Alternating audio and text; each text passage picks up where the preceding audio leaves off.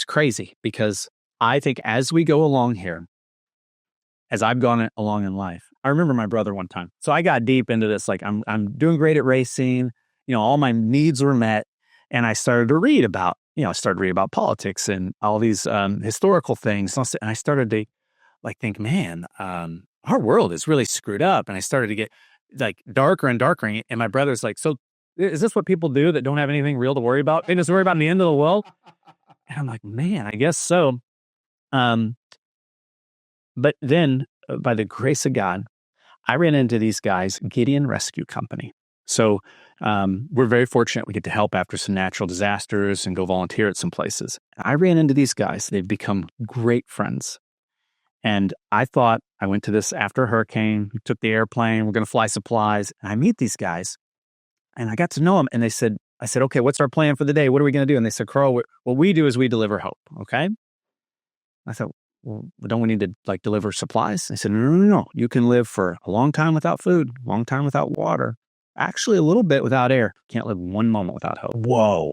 And I was like, whoa. Okay. So as I got to know these guys, I was like their little project. I was not a Christian. I got to see firsthand, and I saw it after these disasters, that there is a God and there are great people, and that even in the worst of circumstances, that hope is the key. And what gives me hope generally on a broad scale is that through some of those experiences, I've seen that God is real.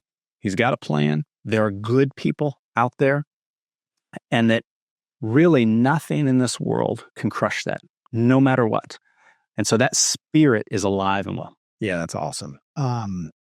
So I lied. I have two more questions after that because I just thought of one more fun one. And I was going to say, going back to your answer right there, what a lot of people don't know about you is you do a lot of disaster relief. You fly into areas that have been, hit by disaster, and you bring supply. You have a personal plane that, most people fly around and do fancy things on their plane. You actually use it to deliver good, to deliver hope to the world. So we're sort of grateful for you that you do that work. That's something that is just out of the near and dear of your heart that you're using your margin for. I don't do much of it, but the little bit I've done, I mean, guys, there are some great people out there really doing good work. And man, to be involved with them, even the little bit I have has been amazing. Cool. All right. 2 questions. When did you do your first backflip? For the people for the 5 people watching this that don't know, Carl, every time he won a race, would go to go get the checkered flag, get it, wave it, and then do a backflip off the top of his car. He's world famous for it. Where did that come from? So there was a driver in the World Outlaws series, Tyler Walker. I went to a race. He won the race, which I thought was awesome. And then he got out and he did a backflip. I was like, that's the coolest thing ever. You stole this? Totally stole it. I did, man. I stole it. Talking about one-upping somebody. I'm telling you. And so I won my first NASCAR Truck Series race at Kentucky. I got out and stood kind of on the back of the truck, and it was on an angle, and I started to fall, and I thought, man, if I'm ever going to do it, I'll do it here. And it went well. It was cool. And yeah. Can you still hit one? I don't know, man.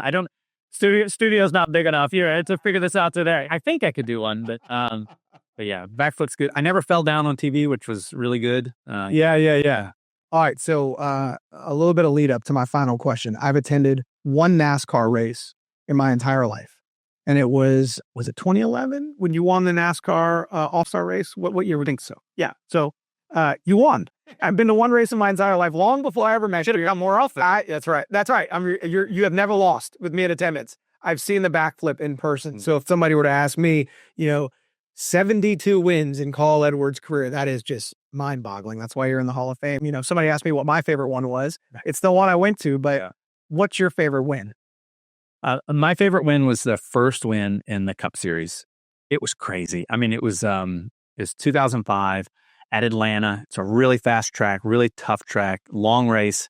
And it was so cool because at the final restart, my teammate Greg Biffle was faster. Jack Roush was on the radio basically screaming at me, let him go. Like, don't hold up your teammate. He's a winner. You're not. Like, get the hell out of the way.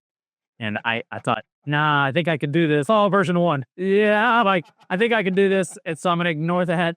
And with a few laps to go, you're chasing down Jimmy Johnson, who, nobody knew he was going to become 7-time champion. Yeah. I mean, Jimmy's good. Okay. And We had the most awesome battle through the last corner, and I just beat him by a nose.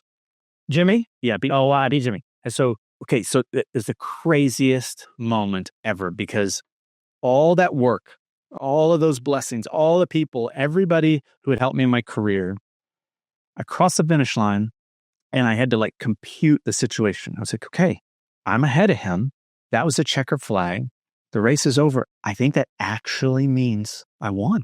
Like I couldn't even, it didn't make sense. It was the craziest thing in the world. And so it sounds so cliche, but having experienced something like that, it is absolutely true. In this country, in this time, like if you want to do something, it can actually happen. It's crazy. All that stuff my mom and everybody tells you can do anything you want. It's true. And in that moment, it was proven to me. And it was something I hope I never forget. Hey guys, it's Gates. Thanks for tuning in. I'm asking you to like, share, and subscribe to the show. I hear that all the time when I watch and listen to podcasts. And now that I have a show, I know the difference that it makes. It really does boost us in the algorithm. And the better we do in the algorithm, the better guests we're going to get, the better content we're going to be able to produce. This show is not mine, it's yours. So in a way, you're helping yourself. So please like, share, and subscribe, and God bless.